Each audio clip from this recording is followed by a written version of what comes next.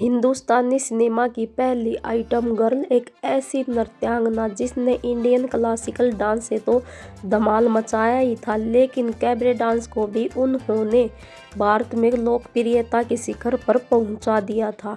ये हेलन ही थी जिन्होंने बेली डांस को भारतीय फिल्म इंडस्ट्री से रूबरू कराया था। न केवल डांस बल्कि अपनी सिजलिंग ब्यूटी से भी हेलन ने लोगों का दिल जीत लिया। हेलन, जिनका नाम सुनते ही लोगों का मन कहता है वो हसीना जुल्फों वाली जाने जहां। हेलन का जन्म हुआ था 21 नवंबर 1938 को बर्मा के यंगोन इलाके में। इनके पिता डेसमियर जॉर्ज एक एंग्लो इंडियन थे, जबकि इनकी मां बर्मीज थी। हेलन जब छोटी ही थी तब इनके पिता की मृत्यु हो गई थी। इनकी मां ने रॉबर्ट नाम के ब्रिटिश आर्मी के एक ऑफिसर से शादी कर ली। हेलन की मां को दूसरे पति से एक बेटा और एक बेटी पैदा हुई। दूसरे पति से हेलन की मां तीसरी दफा गर्भवती हुई थी कि दूसरे विश्व युद्ध के दौरान जापान ने बर्मा पर हमला कर दिया। जापानियों ने बर्मा पर जबरदस्त बमबारी की। हेलन के सौतेले पिता जापानियों के एक हमले में मारे गए।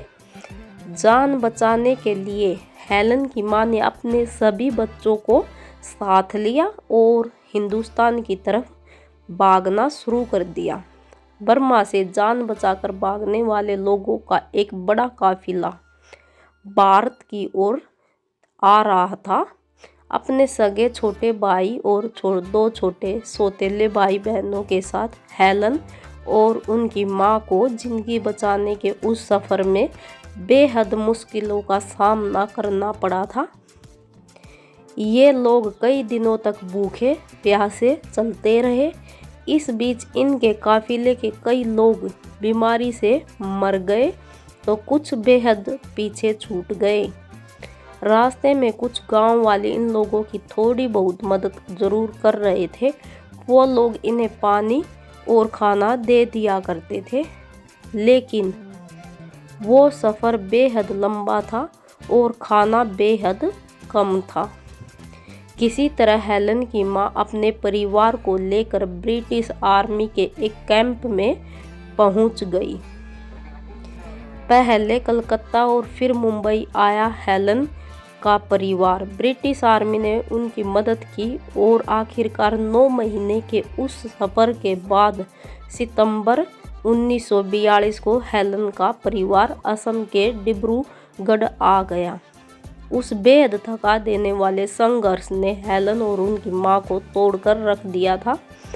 उन दोनों की हालत इतनी ज़्यादा बुरी हो चुकी थी कि ब्रिटिश आर्मी के सिपाहियों को उन्हें आर्मी के एक हॉस्पिटल में भर्ती कराना पड़ा। जब इनकी हालत में सुधार हुआ तो हेलन की मां कलकत्ता आ गई और यहाँ नर्स की हैसियत से आर्मी हॉस्पिटल में काम करना शुरू कर दिया। कलकत्ता आए इन्हें 2 साल ही हुए थे कि स्मॉल पॉक्स की वजह से हेलन के छोटे भाई की मौत हो गई। बेटे की मौत ने हेलन की मां को बुरी तरह तोड़कर रख दिया। उन्होंने कलकत्ता छोड़ने का फैसला कर लिया। फिर एक दिन हेलन की मां अपने परिवार को लेकर मुंबई आ गई। हेलन की मां ने मुंबई के एक प्राइवेट अस्पताल में नर्स की नौकरी ज्वाइन की। हेलन और उनके छोटे भाई बहनों को एक सरकारी स्कूल में दाखिला दिला दिया गया, लेकिन चूंकि हेलन की मां की सैलरी इतनी ज़्यादा नहीं थी कि वो अपने सभी बच्चों को पढ़ाई का खर्च उठा सके, तो उन्होंने हेलन की पढ़ाई छुड़वा दी। ना चाहते हुए भी हेलन ने मां की बात मानते हुए पढ़ाई छोड़ दी। इसी दौरान हेलन की मां की दोस्ती उस दौर की फिल्मों की मशहूर डांसर कुकू मोरे से हो गई। हेलन की मां ने कुकू मोरे से रिक्वेस्ट की कि हेलन को भी फिल्मों में कोई काम दिला दे। कथक और मणिपुरी डांस में पारंगत बनी हेलन, तब कुकू मोरे ने हेलन की मां को सलाह दी कि पहले हेलन को डांस की ट्रेनिंग दिलाओ, तब जाकर इसे कोई काम मिल पाएगा। कुकू की इस सलाह पर हेलन की मां ने हेलन को कथक और मणिपुरी डांस की ट्रेनिंग दिलाई और आखिरकार कुकू की मदद से हेलन को कोरस डांस की हैसियत से फिल्मों में काम मिलने लगा।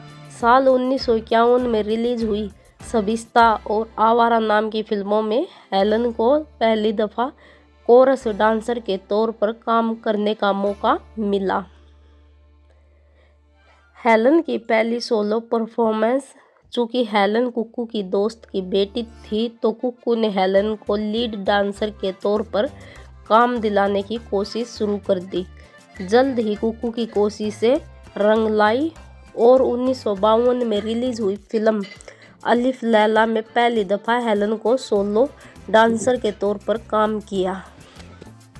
इसके बाद कुछ गानों में हेलन ने कुकू मोरे के साथ भी परफॉर्म किया और जल्द ही हेलन के डांस और उनकी खूबसूरती ने उन्हें लोकप्रियता दिलानी शुरू कर दी।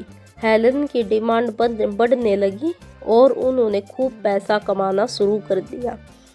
एक सीलन भरे बदबूदार कमरे में रहने वाली हेलन कुछ ही सालों में एक आलीशान बंगले की मालकिन बन गई और इस तरह हेलन हर दिन कामयाबी की एक नई सीढ़ी चढ़ने लगी।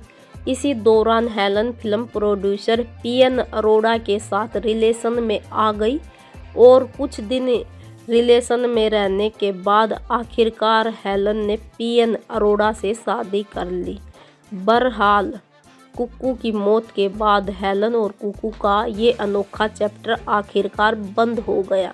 दूसरी तरफ अपनी शादी के लगभग 16 साल बाद 1974 में अपने जन्मदिन के दिन ही हेलन ने अपने पति पीएन अरोड़ा से अपना रिश्ता ख़त्म कर लिया। बकौल हेलन, पीएन अरोड़ा उन पर बहुत ज़्यादा सख्तियाँ करने लगे थे। वो हेलन की कमाई दौलत को आंख बंद करके लुटा रहे थे। नतीजा ये हुआ कि हेलन लगभग बैंकरप्ट हो गई और जिस किराए के घर में वो पीएन अरोड़ा के साथ रह रही थी वो भी उन्हें खाली करना पड़ गया। पीएन अरोड़ा से शादी खत्म करने के बाद हेलन की ज़िंदगी में मुसीबतें आनी शुरू हो गई।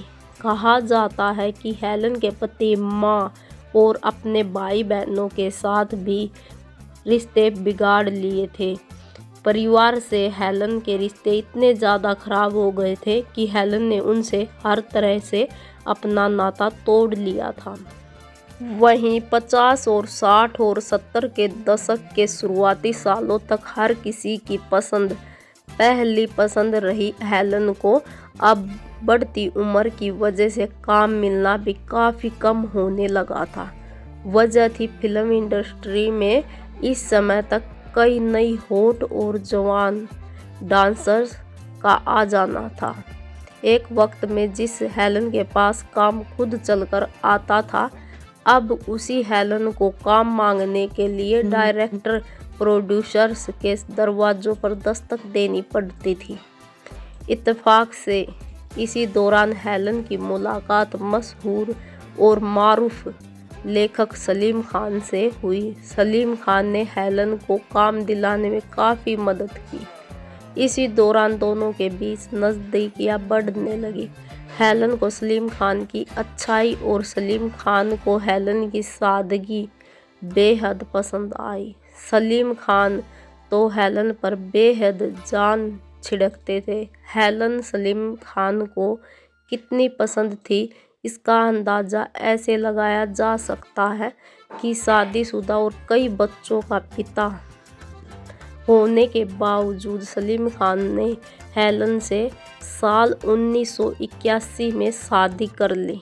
हालांकि तब हेलन और सलीम खान दोनों को ही खान परिवार की तरफ से बहुत ज़्यादा गुस्से का सामना करना पड़ा था। ना तो सलीम खान की पत्नी और ना ही उनके बच्चे हेलन संग उनकी शादी से खुश थे। हेलन भी सोचने पर मजबूर हो गई थी कि सलीम खान से शादी करके उन्होंने सही किया है या गलत।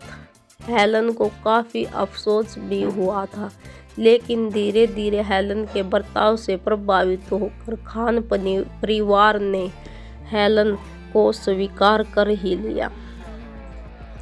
कभी जो बच्चे हेलन से नफरत करते थे, अब वो हेलन को माँ कहकर पुकारने लगे थे। सलीम खान से शादी करने के बाद हेलन ने भी आखिरकार फिल्मों से पूरी तरह से ब्रेक ले लिया।